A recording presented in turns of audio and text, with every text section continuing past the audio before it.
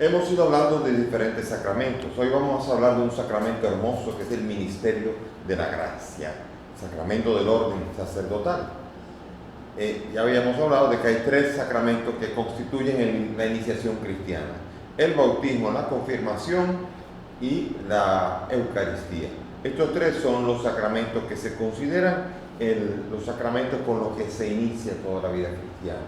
Ahora vienen dos sacramentos que tienen que ver con el servicio a los demás. Uno es el sacramento del orden y el otro es el sacramento del matrimonio. El del matrimonio hablaremos en otro momento. Ahora vamos a hablar del sacramento del orden, el ministerio apostólico, que está presente en el orden en tres órdenes, tres grados: obispo, presbítero y diácono. Ya desde el Antiguo Testamento está el sacerdocio como un elemento esencial del elemento constitutivo del pueblo de Israel. En Éxodo 19:6 se nos presenta a Israel constituido como una nación, un reino de sacerdotes y una nación santa, una nación consagrada. Este concepto de la consagración ya estaba presente en Israel e iba a llegar a plenitud en Cristo. En Israel se eligió, dentro del pueblo de Israel, se eligió una tribu, la tribu de Leví, para que fuera la tribu de los sacerdotes. En Números 1:48 se presenta: ellos, los sacerdotes, los de la tribu de Leví, ofrecerían sacrificios por los pecados, como dice Hebreos 5:1, pero lo ofrecerían de una manera continua. Es un sacerdocio no eficaz, es un sacerdocio que purificaba, pero no es un sacerdocio que salvaba. Había que repetir continuamente los sacrificios para poder ayudar a ir purificando al pueblo, pero no otorgaban la salvación. Pero ese servicio de purificación sacerdotal después aparece como en el libro también de Números se extiende este servicio a 70 ancianos que también iban a hacer este servicio de ayudar a Aarón en todo el servicio de purificación del pueblo. El sacerdocio en la antigua alianza está prefigurado también, no solamente en el sacerdocio del Antiguo Testamento, el sacerdocio levítico, como se llama, o arónico, que son sinónimos del sacerdocio de Israel, en el cual se ofrecían sacrificios para que pudiese ser purificado el pueblo en el camino hacia encontrarse con su Señor y Dios. Pero también hay otro elemento interesante donde también se prefigura el sacerdocio, y es en la figura de un misterioso rey llamado, un sacerdote, Melquisedec, el sacerdote, rey de sabiduría, Melquisedec. Y este Melquisedec, cuando llegó Abraham, dice que el Melquisedec, rey de Salem, presentó pan y vino, pues era sacerdote del Dios Altísimo, y bendijo a Abraham. Ofreció pan y vino. Ese sacerdote no aparece más en la Biblia, pero aparece mencionado. En el Salmo 119 aparece una frase misteriosa que dice: tú eres sacerdote eterno según el rito de Melquisedec. Es decir, que el rito de Melquisedec, ¿cuál es el rito? Pan y vino. Iban a ser en algún momento proyectados para ser un sacerdocio eterno, según ese rito de ofrecer pan y vino. Y esto está presentado en el Salmo 109, versículo 4, y después cumplido en Jesucristo. De hecho, cuando uno abre la carta a los Hebreos, entre el capítulo 5 y el capítulo 7, ahí está explicando el autor de la carta a los Hebreos de cómo Cristo recibe el sumo sacerdocio eterno, y entonces se cumple en él aquello de: tú eres sacerdote para siempre, a semejanza de Melquisedec, porque ofreció pan y vino, y con el pan y vino ofrecía su carne y su sangre, un sacerdocio y un rito que iba a perdurar eternamente hasta la venida de Cristo. Por esto el Melquisedec es figura también, junto con el sacerdocio arónico, de la venida del único sacerdote, Cristo Jesús, el único sacerdote. Ahora, Él es el sacerdote único. Antes había muchos, hoy un solo sacerdote que se ofrece una sola vez para siempre. Y su sacerdocio su sacrificio es único y se prolonga a lo largo de toda la historia. Y se prolonga sobre todo a través de este rito del pan y el vino. Hay gente que cuestiona la Eucaristía y dice, pero si ese es el sacrificio de Cristo, entonces cada vez que se celebra la Eucaristía, Cristo muere. No, Cristo murió una sola vez. Y aquí se hace presente el misterio de la muerte y la resurrección. Cada vez que comen de este pan y beben de esta sangre, anuncian mi muerte hasta que yo venga.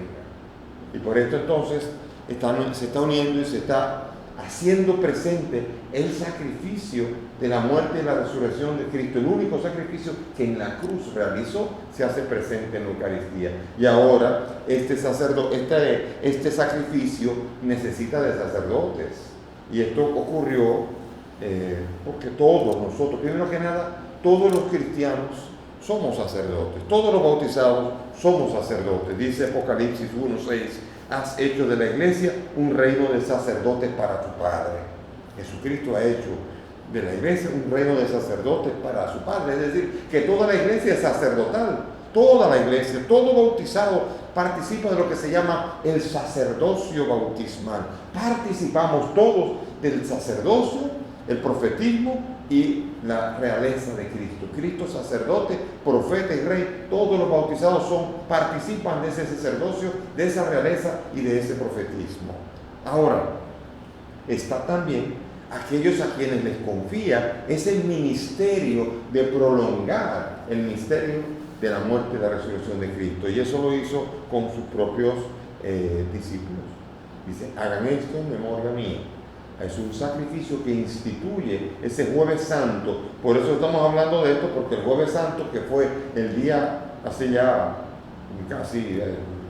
más de una semana, nosotros hemos ya celebrado que Cristo instituyó la Eucaristía, pero no pudo haber instituido el sacrificio de la Eucaristía si también instituyera quienes iban a celebrarlo. Hagan esto en memoria mía. Él está diciendo a ellos que son sacerdotes como los demás bautizados, pero ahora a ellos tienen una especie de sacerdocio ministerial diferente, en el cual también ellos participan del ejercicio de desarrollar la gracia y de prolongar la gracia en toda la iglesia y en el pueblo. Ejerce el ministerio llamado in persona Christi, en la persona de Cristo.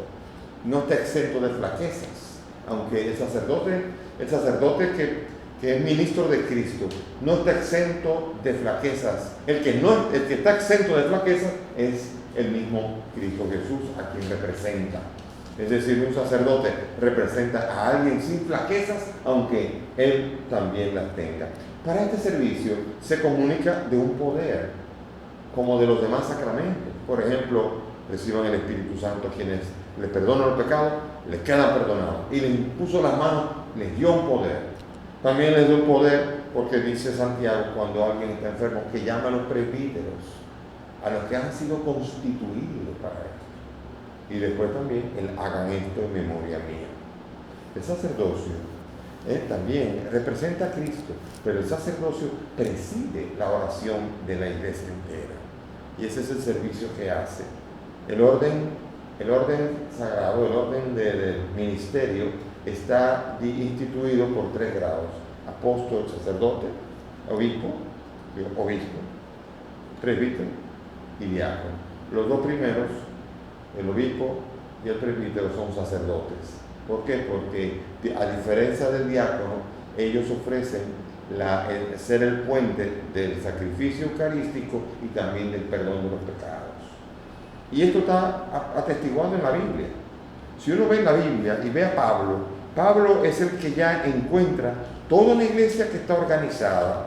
Y por eso cuando habla a Filipenses y saluda en la carta de los Filipenses en el capítulo 1, versículo 1, dice a la iglesia que está en Filipo, junto con los obispos y los diáconos. Y también en la primera carta a Timoteo se nos presenta cuáles son las características del obispo. Dice ya Pablo, y eso no se lo inventó él, así como se instituye el ministerio, también ya con el paso del tiempo se va exigiendo a la iglesia, a cada ministerio, un modo de vivir. Y dice, conviene que el obispo sea así, así, así, y tiene un perfil específico de cómo tiene que ser el obispo en 1 Timoteo 3:2 y también en Tito 1:7. Así en las cartas San Pablo ya ha recibido todo un ministerio del modo de ejercer el ministerio de la gracia que ahora San Pablo lo está comenzando a organizar en las diferentes iglesias.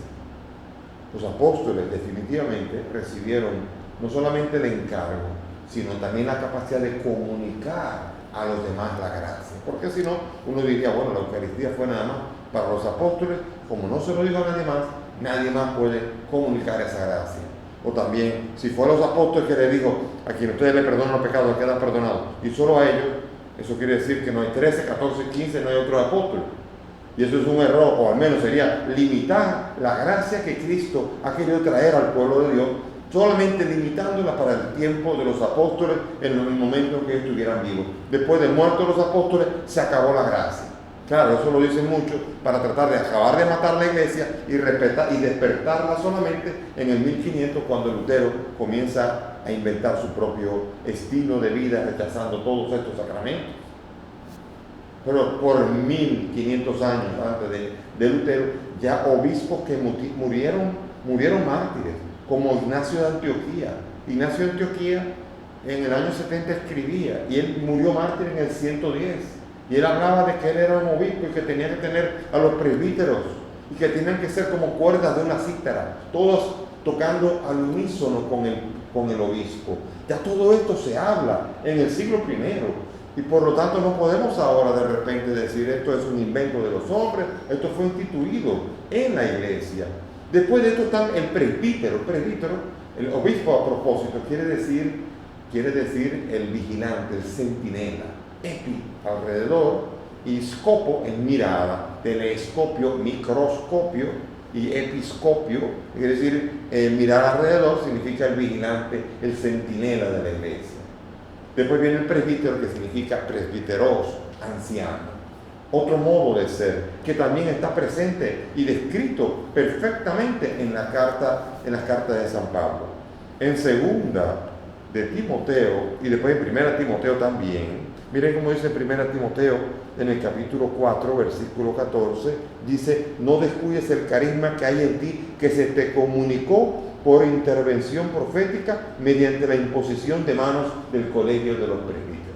Ven, aquí hay una comunicación de un ministerio que se hace por medio de la imposición de manos. Y es bello entender esto.